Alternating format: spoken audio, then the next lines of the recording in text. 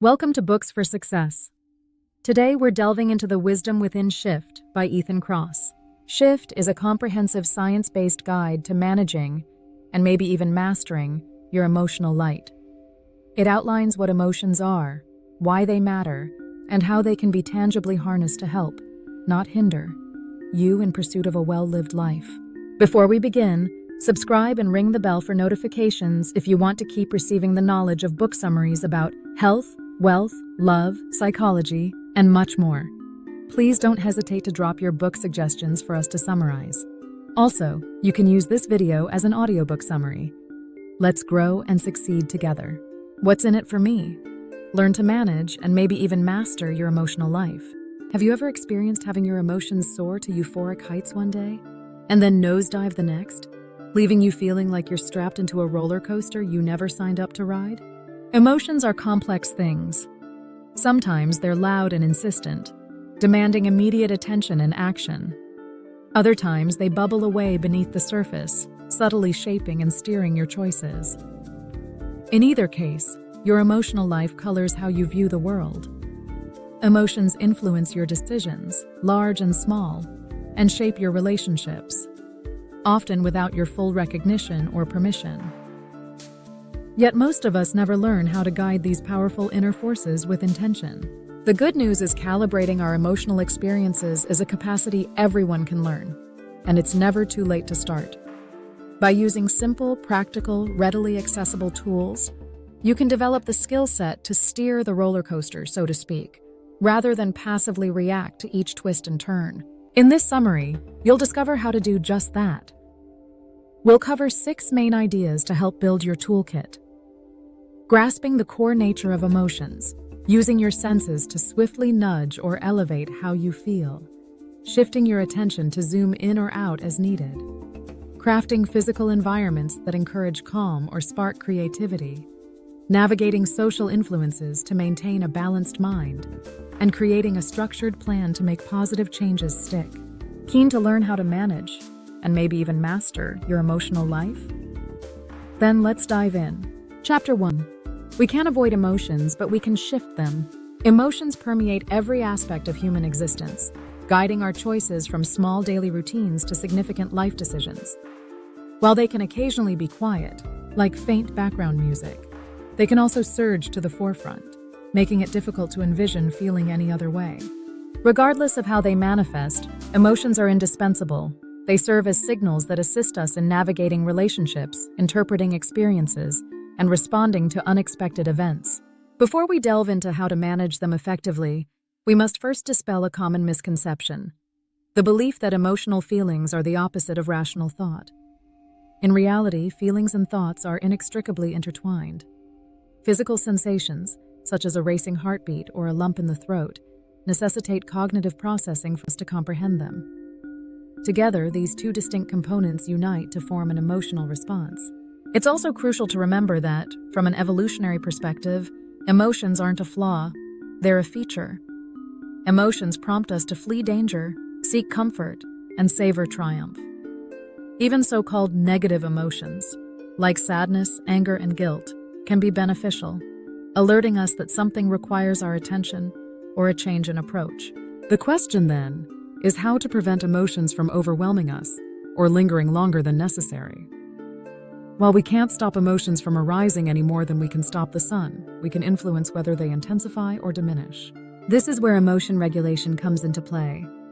By choosing how to interpret an internal experience, shifting our perspective, and carefully selecting our response, we can affect the duration and intensity of what we feel. In this summary, we'll explore 2 internal shifters of emotion and 2 external shifters.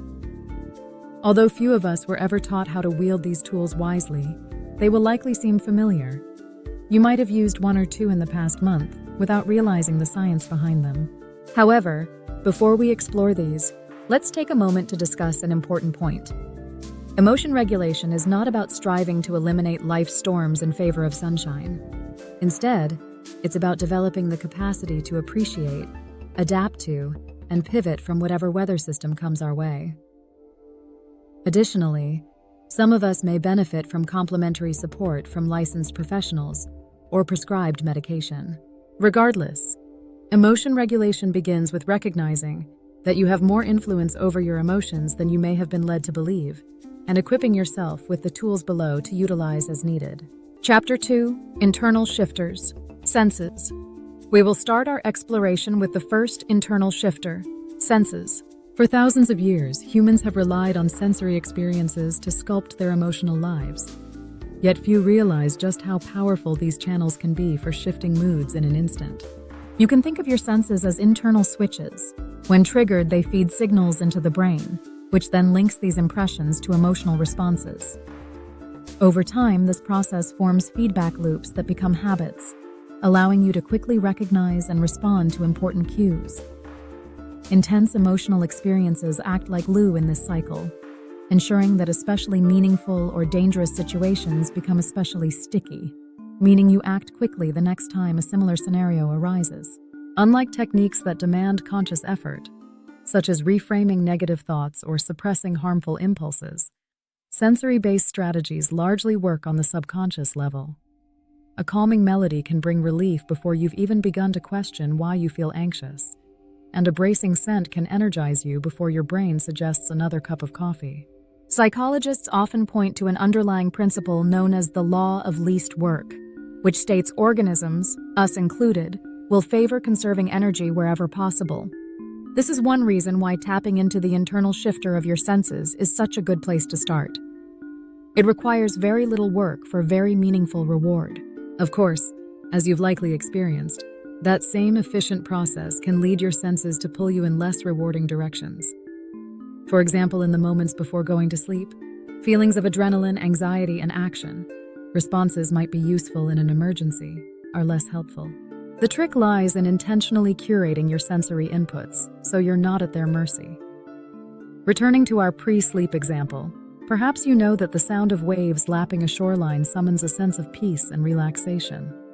Why not have a YouTube video queued and simply press play when your head hits the pillow? You could even stack multiple sensory inputs, called sensory bundling, to further enhance your desired internal state. Perhaps a pillow spray or bedroom diffuser could be added to your nighttime routine. It might sound like a childlike homework assignment, but identifying the sensory inputs that could serve you in emotionally charged contexts where looking at you, sleep, can provide grown-up results. Chapter 3: Internal Shifters, Attention. Next, let's look at the second internal shifter, attention. We can picture our attention as a mental spotlight, determining which details of life occupy the forefront of our minds. Sometimes, our attention sweeps and scans the environment. Other times, it's fixated on a single idea or emotion. Our ability to decide where to focus, and for how long, sets us apart from other species. This ability allows us to dive deep into a lingering concern or pivot away when a situation becomes overwhelming. In doing so, we have the power to toggle between two modes, moving closer to what's on our mind or stepping back from it. Many assume that facing uncomfortable feelings head-on is always the best approach. Yet reality is often more nuanced than that. Briefly redirecting your attention can actually serve as a mental safeguard. It buys time for particularly intense emotions to settle. Another way to think of temporary avoidance of an uncomfortable feeling is like an internal immune system protecting you from acute distress. Of course, everyone's internal landscape is different, so the art lies in knowing when moving closer and stepping back are most advantageous for you. Broadly, if you catch yourself spiraling into constant self-criticism or endlessly reliving a painful memory, momentarily shifting your attention away might help. Conversely, if you find yourself leaning on behaviors that numb your feelings but don't address the underlying concern, it might be time to bite the bullet and focus on the issue. As you go about your day, see if you can notice where your spotlight of attention spends most of its time. Does it zero in on stubborn worries? Does it zone out in moments of discomfort? As you become more familiar with your attentional patterns, you'll become more skilled at efficiently and effectively toggling between approaching and avoiding. A skill that is not only practical but tremendously empowering too. Chapter 4: External Shifters, Spaces. So far, we've explored two internal shifters of emotion, your senses and attention. Now, let's look at two external shifts, starting with the spaces you inhabit. Spaces are so much more than mere backdrops. They actively shape how you feel, think, and act. Whether you're wandering through verdant woodland or striving to find flow in a cramped office, you're responding to myriad environmental cues that can influence your mood. The good news is that being intentional about the spaces you inhabit can help you alter your emotional landscape. The first way to harness this power is to switch your space. Stepping into a different setting can disrupt habituated thought patterns. Choosing an area brimming with greenery, those verdant woods, for example, has been linked to enhanced focus. Leaning into places with particularly strong personal attachments can be an equally potent lever to pull. That cozy cafe your grandmother used to take you to as a child might muster the feeling of a warm embrace, and that's intel worth having for those moments when you need one. The second way to tap into the power of space is to modify, rather than move to a new one altogether. Rearranging furniture, cutting back on clutter, or adding personally meaningful items that spark joy, a photo of your beloved grandmother, perhaps, can profoundly change your emotional experience in this setting. Here's a tip. Why not run a quick space audit and consider how your 3 most frequented spaces currently affect your mood? If there's room for improvement, play with switching or modifying these spaces to spark a more desirable response. These amendments needn't be expensive or extravagant. A lunchtime stroll through the woods might be enough to prime you for flow when you return to the office. Or maybe you make a point of visiting your childhood cafe when you notice loneliness is pulling at your heart. As with all these tools, the tactic is universal, but the form it takes will be unique to you. Invest time in understanding how you relate to differing external spaces, and watch your internal states shift too. Chapter 5. External Shifters. People. Now, let's move on to look at the second external shifter. People. Sometimes, it can feel as though moods spread faster than a virus through an office. Subtle interpersonal cues, such as posture, gestures, or the tone of someone's voice, can quietly ripple out. Before you know it, you may find yourself adopting someone else's excitement or tension, even if you felt completely different moments before. Because feelings flow inward from others and outward from you, relationships have a profound impact on how you experience the world. Social comparison is a formidable force in this regard. It's not inherently a bad or good thing. Watching someone else thrive can just as easily ignite motivation as foster envy. Likewise, noticing someone's hardships can make you appreciate your current circumstances or spark anxiety by highlighting the fragility of fortune. Ultimately, the determining factor of whether comparison inspires or undermines you is the perspective you take. And fortunately, that is a choice you can learn to consciously make. It's also worth monitoring how often you engage in comparisons. Used selectively, social comparisons can clarify personal aims or highlight areas for growth. Be wary, though. The automatic default position is to look for excessive social comparisons, which risk chipping away at your emotional well-being. However, if you are careful in when and how you compare, you can transform this innate wiring into a compelling tool for moving toward the life you desire. In sum, emotional contagion is a very real thing, responsible for rapidly spreading feelings amongst family, friends, and colleagues, frequently without our cognition. Becoming aware of this dynamic empowers you to respond more thoughtfully, welcoming the positivity others bring, shielding yourself from unwelcome stress, and choosing moments for compassion and empathy. In turn, this awareness allows you to create relationships that energize and sustain you, further supporting a thriving emotional life. Chapter 6. You can shift your emotional response by following this framework: wish, outcome, obstacle, and plan. Now, in this final chapter, it's time for the rubber to meet the road. Moving from learning about emotion regulation to applying it in the heat of the moment.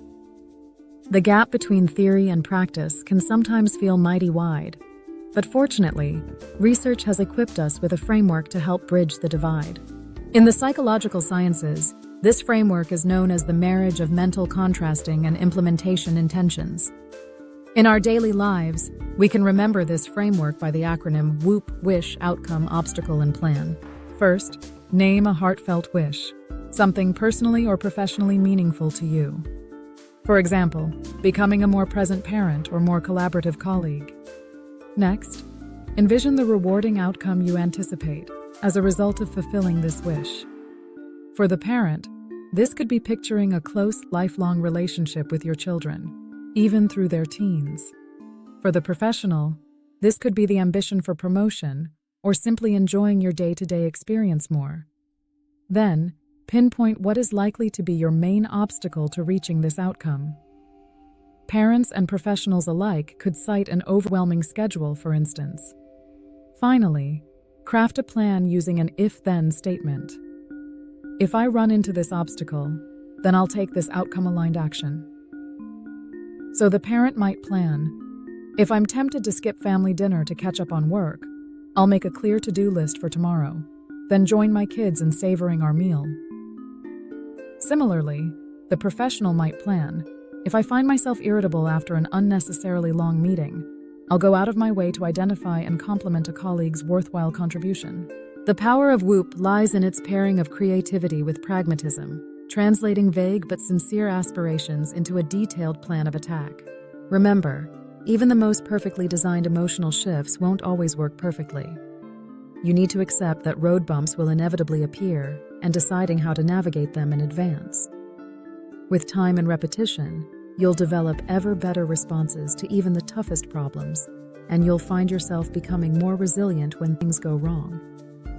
Eventually, shifting will become more fluid, and you'll be free to focus on living a well-rounded life well.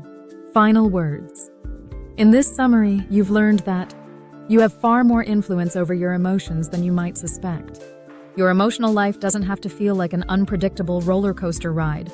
Simple, practical strategies, such as being intentional with your attention and the spaces you inhabit or curating your sensory inputs and the people around you, can go a long way toward helping you navigate the highs and lows you encounter each day. Instead of feeling powerless in the face of strong emotions, you can choose to shape how you respond and the meaning you make of each experience.